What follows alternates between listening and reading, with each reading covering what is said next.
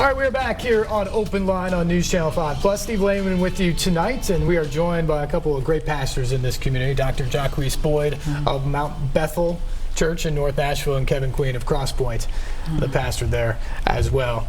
Guys, I want to get to something, because whenever tragedy like this strikes, and when you lose 25 lives, that's certainly what this is. There's no downplaying that. So many houses lost, businesses damaged, all of those sort of things.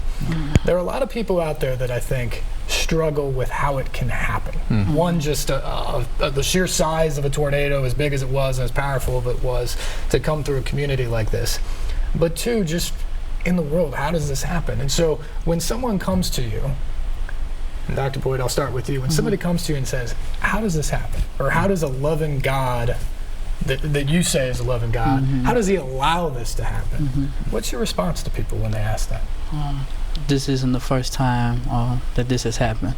From Genesis to Revelation, the Bible is replete with instances of individuals, of nations who went through hardships. So the better question to ask is not how could it happen or why did it happen, but how am I going to respond to what happened? Kevin, I think people, they struggle with their own response because they don't know where it all comes from. And that is something that is just difficult for people to grasp. How do you counsel people in the days after as they try to wrap their head around what just happened and where they're going from there? Yeah, I think there are a lot of things that we don't know, and I think we kind of go back to what we do know. And we know there's this deep sense inside of us, Steve, that like, man, this is not as it should be. When we see brokenness, when we see tragedy, when we see disaster like that, this is not as it should be. And in our story, you go back to the beginning, and God, after creation, he looks at what he made, and he's like, man, this is good. It's really good. It makes humanity, this is good. And then with what we would call the fall, the enter in of sin, rebellion against God, it brought in this gap in the relationship and the intimacy, that relationship with him. But then it also brought in like this moral evil, but at the same time this natural evil. And when we're having conversation about this, usually when somebody's suffering, they don't need a theological treaty. They don't need this kind of conversation. But it's helpful, I think, for us to have to go. We have a God. Jesus came to reveal to us like how God feels about suffering, and he wept with it. He wept at suffering, and he gave truth. And so I think sometimes, how did he do? Well, when Mary and Martha, when they were sad, Jesus wept with Mary, and with Martha, he gave truth. And some people need somebody just to sit there and weep with them, and some people need somebody to offer truth and arm around them. And so I think it's being sensitive to where people are at. I do think it's important to let people have feelings. Because I think sometimes we want to rush in and we want to give answers. We realize we live from our heart. Our heart is the wellspring of our life. And I think to let people feel what they're feeling, and then at the same time, we have to go back to what is true. And then realize that we live in a broken world that's filled with uncertainty. But I'd say feel the feelings, then tell yourself the truth, and then embrace life on life's terms. We live in a broken, fallen world. I realize that was a lot. But but it's good, and I think that's what we're getting into some of this now, because this is going to be a really long process, and people were out there and they were picking up debris and they were distributing water and they were distributing food in the first few days, and that's going to continue. But this is going to be something that goes on for a long time, and the people who lived through it and heard those sounds and saw the devastation, they're going to be working through it for as long as the rebuild happens. How important is it? And I'm going to give an anecdote here. I was having dinner last Friday, and it was literally the first time after it happened that I wasn't working or I wasn't volunteering somewhere doing something. And it was just the moment where I was sitting down and kind of processing and having some good food and trying to get away from it all. And I sat down, and everybody around was doing their own thing on their own time. And I just asked the bartender at the restaurant where I was, I just said, "How you doing?" And her response was, I will never forget it. She said, "Not great, honestly." Because I live in East Nashville. We're nowhere close to there. But she said, I live in East Nashville, and I've seen all the devastation. I've had friends who are impacted, and you're the first person over here that has asked me just a simple question of how you're doing. And that was totally happenstance in that regard, but it just got me thinking, how important is it for us it's great to do all the service. It's great to be out there, but just in your day-to-day conversations with people, because we all live through it. Right. How important is it for us to just ask those simple questions and lend an ear? Yeah. I think the question, how are you doing? I mean, that's a great question. And then I think sometimes being able to say, how are you doing really? Like I call that like the crowbar. Like that's the when you pick up the rock and you look under the rock where the squiggly crawly things are. That moment where you say, "How are you doing, really?" and then stop enough to listen. And we just realized, man, we move so fast in our culture. Just having somebody who's willing to lock eyes and to listen to the heart, because we have to share those things, Steve. When we have sadness that's suppressed, and I'm not a licensed professional counselor. We just try to help people. But when people suppress sadness after a concussion of the soul, in football, people get a concussion and they have protocol and they go, Sure. But like when we experience trauma, there's a concussion of the soul. And so sometimes they're just numb. I mean, it's a lot of the same things inside. And so I think creating space for the conversation, but if we just suppress that and just go on, it's like trying to hold a beach ball underwater.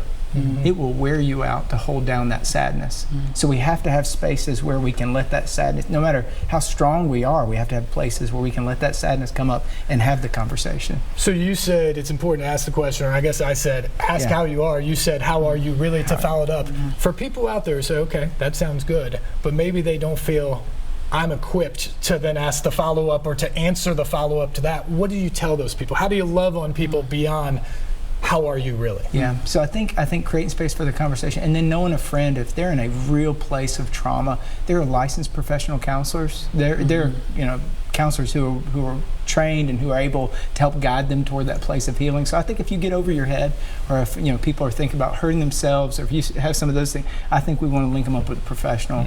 As soon as we can. So.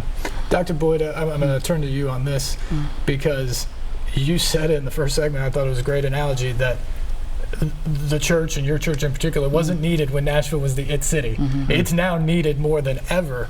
And I found that interesting because that's so true in my life. When things are going well, it's really easy for me to not think of my faith at the same time. Right. It's in the moments of despair, it's in the moments of sadness where I always rely on my faith.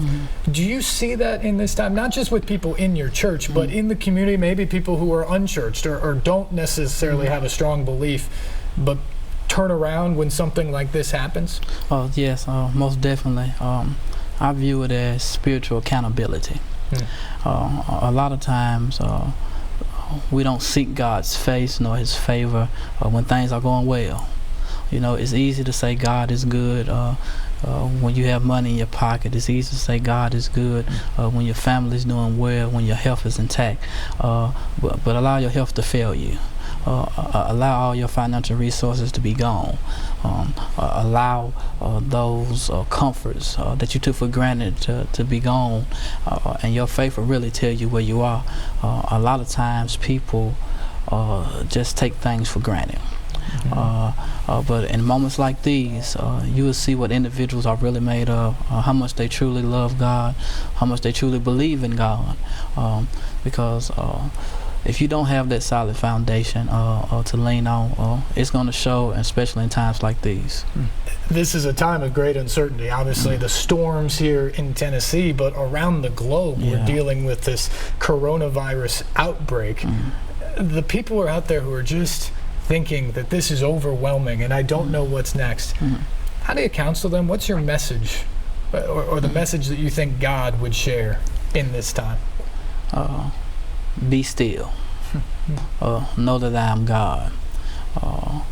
If you watch the news, everything you see will cause you to worry. It will cause you to have fear.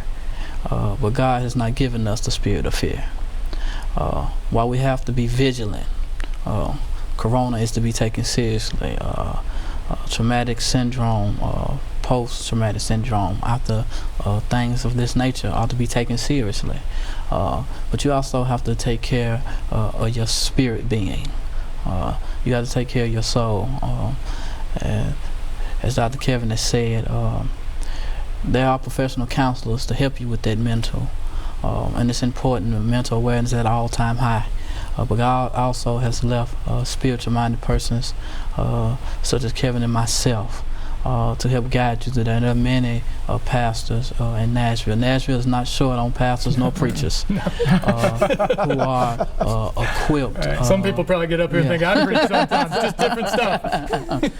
That are equipped to address those your spiritual well-being, which is also important because not only does it sustain you on this side or in this life, but we also believe that there's an after that also needs to be attended to.